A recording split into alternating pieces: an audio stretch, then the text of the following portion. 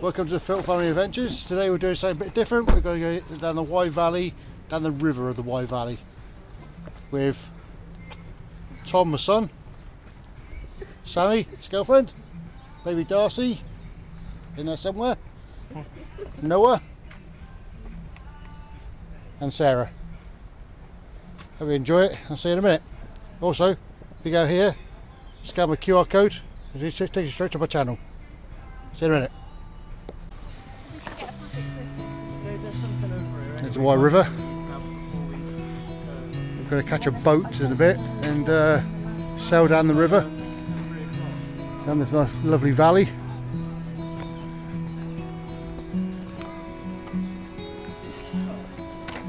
Look at this view. With the kayaks down there.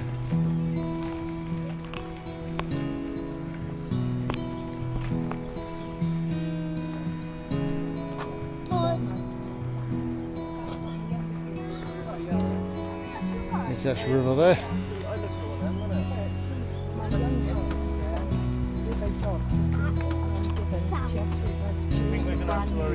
This is my youngest son, Tom.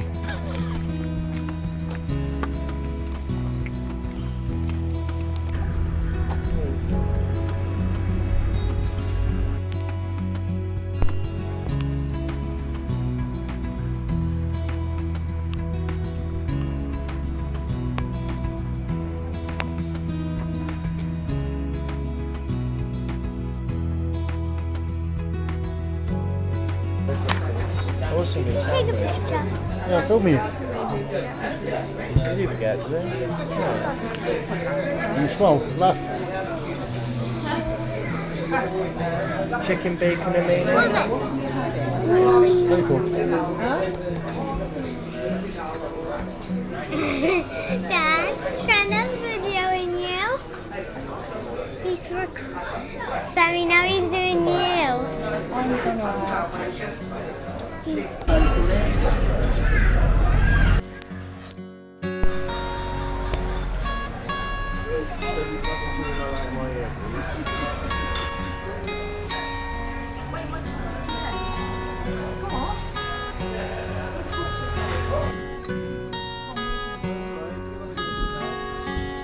On a cruise ship down a river. People who live over there, they just go across here for the water.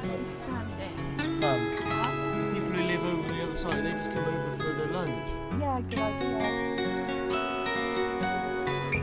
Well, I don't think they can get takeaways on it.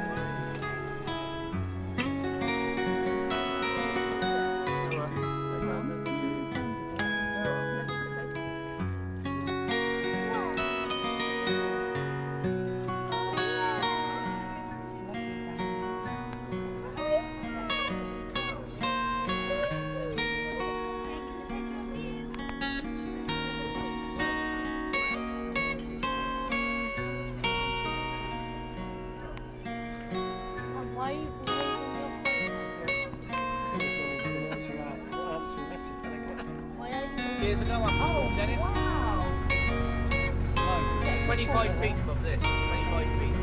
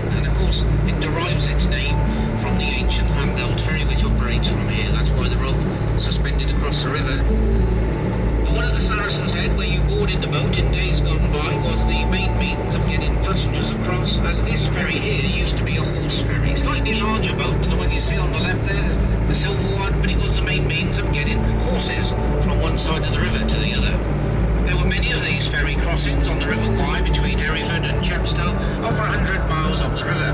All the rest have long ago disappeared. The two here in Simmons are the only two left now on the whole of the Wye, and they remain here as the river divides the village in half.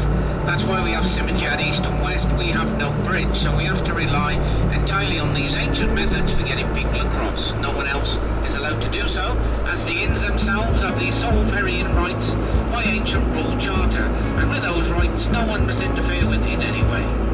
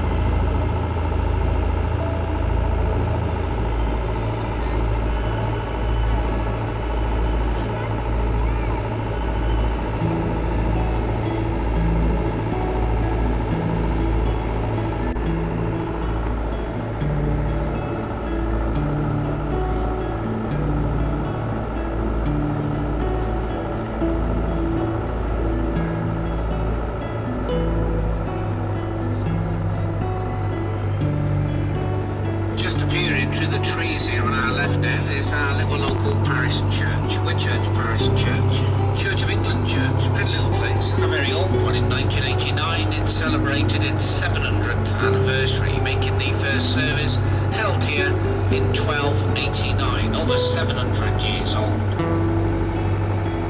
And during the floods of February 2020, after Storm Dennis, the river was flowing over 5 foot through the church there. So as you can see, that's a lot of water and a lot of damage to the church. It took them 12 months to get back up and running after Storm Dennis. Built right out of the village on the riverbanks, as in days gone by, with the roads being poor and the railways non-existent, all ceremonies came up by river. Weddings, funerals, christenings, all came up by boat, and that tradition is still carried on to the present day. Patron saint of the church is a Saint Dubricius, who was a Welsh Celtic saint who brought Christianity to this area some 100 years before Saint Augustine, who's usually credited with bringing more Christianity to these parts. And this part of the river, though, we're going through at the moment, from the church right up to where we turn, a few hundred metres upstream, is known as Barble Alley. A lot of barbel on this stretch of the river, and during the coarse fishing season, we usually get quite a few barbel fishermen on this left-hand bank. Their season, the coarse fishing season, is been closed since the 16th of March, but it reopened again last Sunday, the 16th of June. So they've been going about a week now, the coarse fishing season. The salmon fishing season, well, that's well underway. That started on the 31st of January, and they'll fish right through now to the middle or the end of October, depending on which stretch of river they salmon fished on. And the salmon fishing at the moment is supposed to be catch and release. They're hoping to build some stocks back up.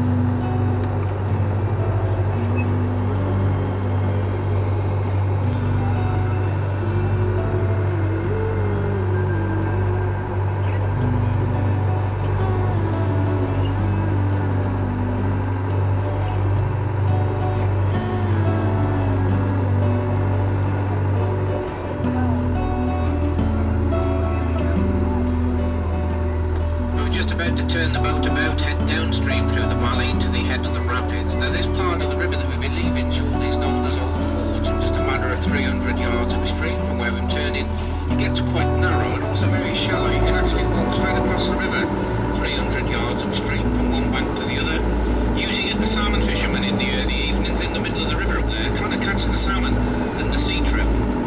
Hence that's why we can't do longer trips. Even canoeists in certain spots up there, even they run aground, they get stuck, so it gets very shallow, 300 yards upstream. As I was saying about you ladies having these salmon fishing records, but there was a gentleman that fished on this river that lived a few miles upstream from where we are at the present time in the little village of Wolford by the name of Robert Pashley. And Robert Pashley, he died in 1956 at the age of 76, but he was well known throughout the salmon circles right around the world. Because fishing on this river with a rod and line, Robert Pashley caught the amazing amount of 10,237 salmon. 29 of these were over 40 pounds, and in his best year in 1936, that year alone, he caught 678 salmon. And the total weight of his catch throughout his lifetime exceeded 63 tons of salmon. The late and great Robert Pashley, the wise, greatest salmon fisherman, a sort of local John West, as it were. They called him the Wizard of the Wye, whose records, I believe, will never be surpassed. There are some photographs of Robert Pashley in the folders on board and some of his catches, and also there's a list in the folders of his year-by-year catch throughout his career. Robert Pashley, the Wizard of the Wye. And as I mentioned earlier on about this monster salmon, which was taken out of this river, didn't quite make the record books, as it was found dead in the river. It wasn't actually caught on rod and line, but they estimated its live weight at anything between 80 and 100 pounds, which would have been a world record for wild Atlantic salmon had it been landed. But they did take lots of photographs, and in the folders on board you'll see a picture of this monster salmon. It was 4 foot 11 and 3/4 in length and 33 1/4 inches in its girth. The monster salmon didn't quite make the record books, as it was found dead in the river.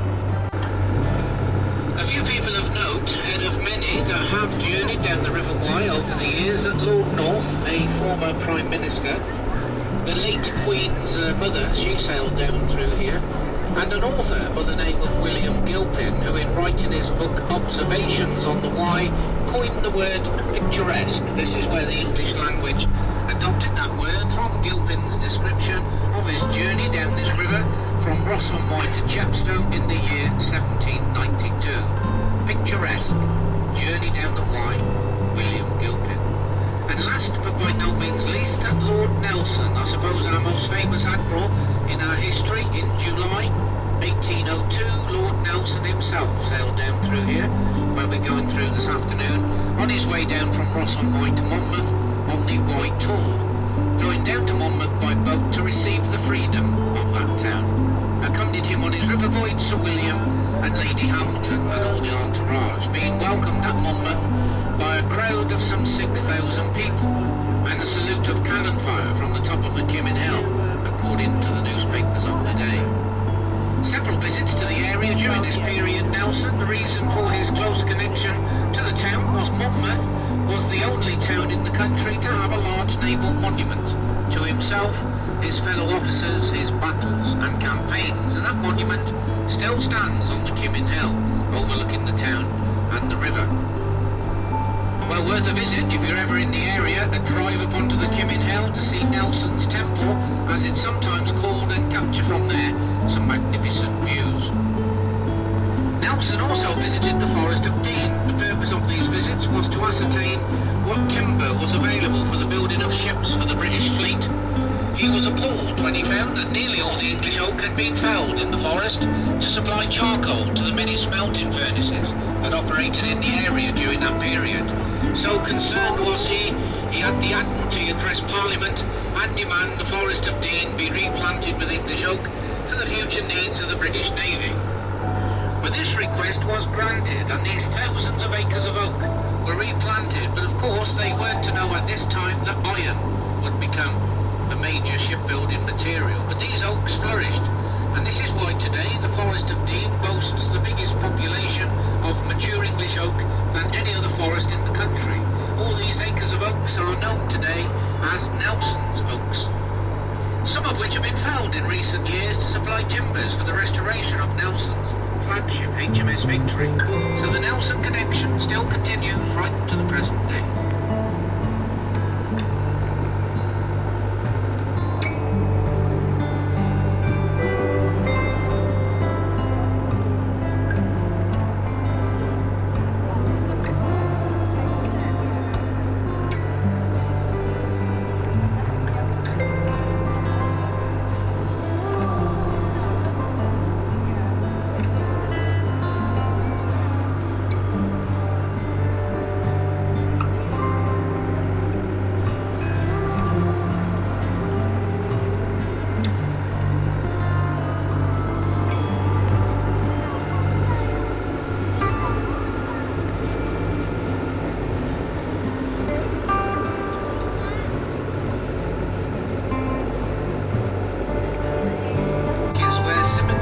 Its name from the viewpoint of Simonjap Rock. It's of national and international reputation, and I'll do my best to point it out to you. If you follow the skyline up in front of the boat now, follow the skyline from right to left and keep going along the skyline to your left, keep going along. And then right up on the corner here, just before the skyline starts to slope down to the left a little, there's a little V-shaped gap in the skyline. Keep following the skyline up front to the left, and there's a little V-shaped gap just coming into view about now. Well, in that gap is where the famous viewpoint is. It doesn't look very spectacular from down here, but once you're stood on the top, it's quite spectacular indeed, because on a clear day you can see across to 7 different counties, and you can throw a stone into the river on the other side of that hill as the river comes round in a 4.5-mile horseshoe bend. And it's from that point that Simonjap gets its name from. In the 17th century, there was a man by the name of Robert Simmons. He had a toll gate on the road up there leading on into the Royal Forest of Dean. He was a Yorkshireman, High Sheriff of Herefordshire at the time, and if he wanted anyone to open his toll gate, he wouldn't say open the gate, he'd say open the yacht. Yacht being an old English word for gate. Still used in parts of northern England, and even today in some parts of Scotland, they still say, stick the yacht, shut the gate. So it's Simmons's Gate or Simmons's Yacht. It was called New Weir previously.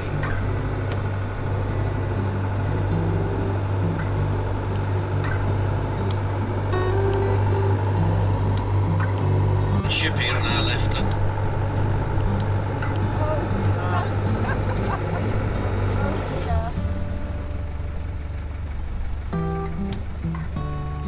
Being towed back to harbour.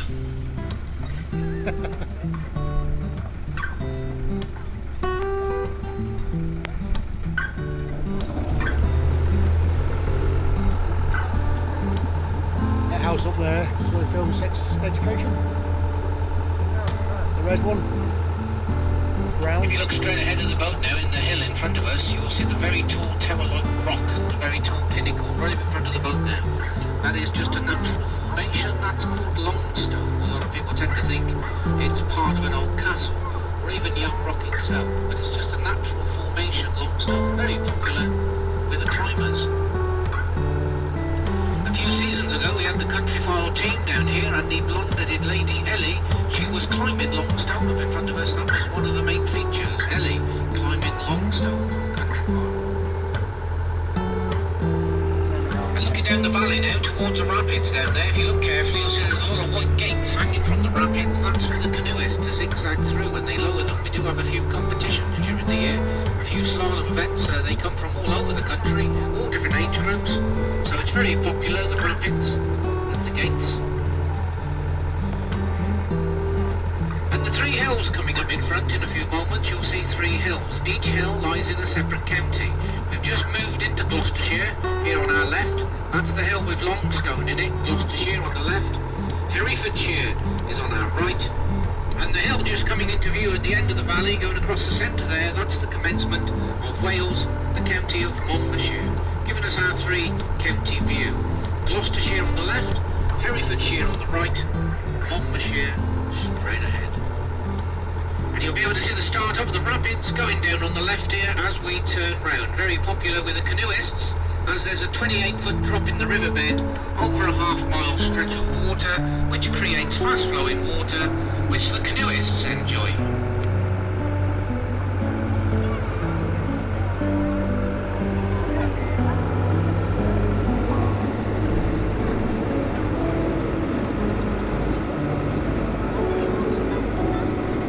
To the right hand side is Wales, the island. They can keep it.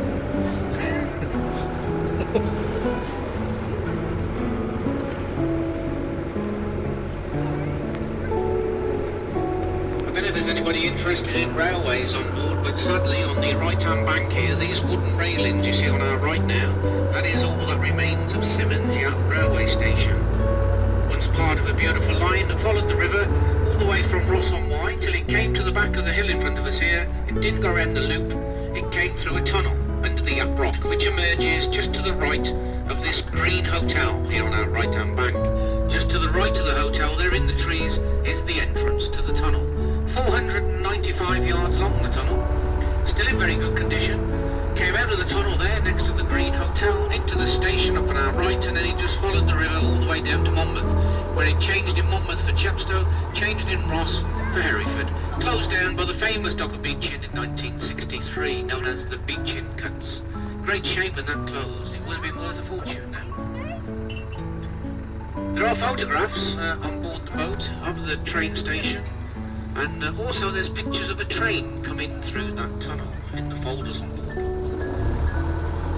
And if you look above the Green Hotel here on our right now, if you look above it in the hill up there, you'll see the white and red terracotta chalet. That's an original Swiss chalet. It has been modernised over the years. A lot of money has been spent on that chalet, but that came into the village by train in 1912, just over 100 years ago. Done a lot of filming at that chalet there up on our right over the last few years. I don't know if any of you have got Netflix, but there's a programme on there called Sex Education. Gillian Anderson from the X-Files, she was in it. But when they were in the village here on location, that's where they did a lot of the filming, up at the chalet there up on our right. If you've seen any of the episodes, you may recognise the chalet up there. Well, you've enjoyed your little tour of Simmenjap Village and Valley, ladies and gentlemen. I hope you have a pleasant evening and most importantly a safe journey to wherever you're heading. And if you can please remain seated until the boat's securely moored, and then please mind your heads when leaving the boat. Please mind your heads when leaving the boat. Thank you very much.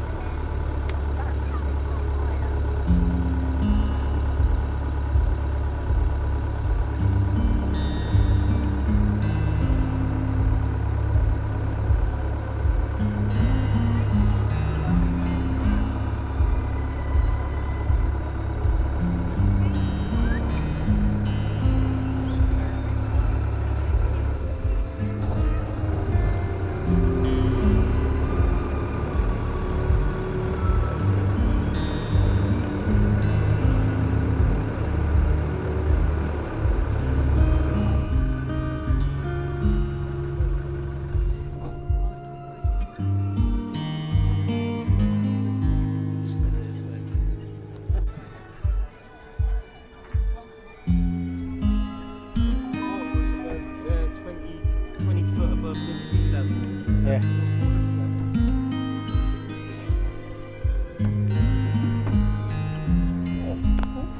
Smack me head.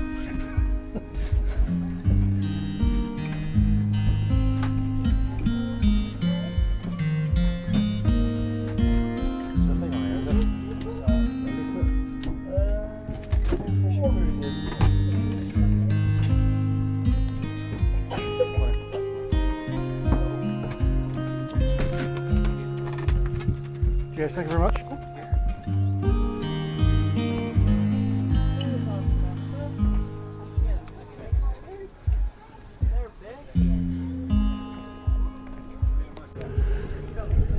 This is Saracen's Head. This is where the water come up to, basically the window line, where the window sills are. That's basically where the water line went up to. This is 20 foot above the sea level. Basically, you see the mark on the front of the wall there. That's how high it went.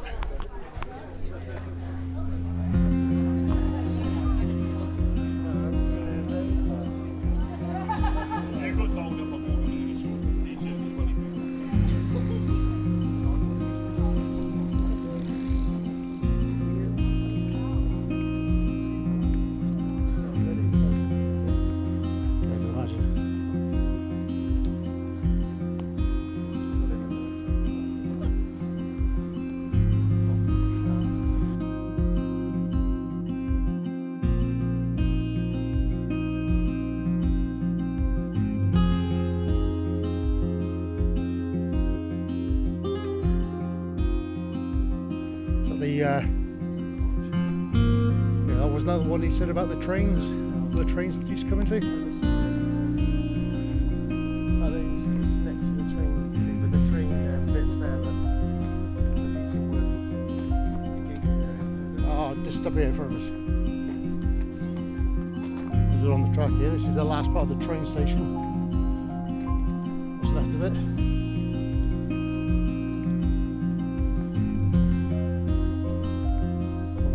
What's left of it? I do believe it caves up here somewhere, the tunnel. through the trees you won't see it. Yeah, it's up that way in the woods. Next to the hotel. Yeah, by the hotel just there.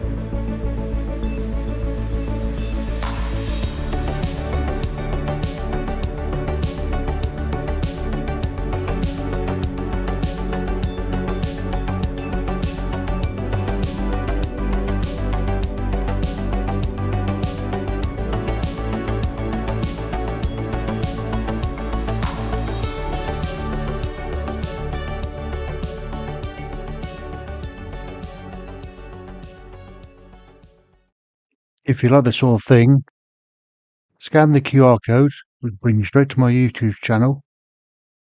Like, subscribe, and share. And please leave me a comment. Thank you very much. Cheers, bye.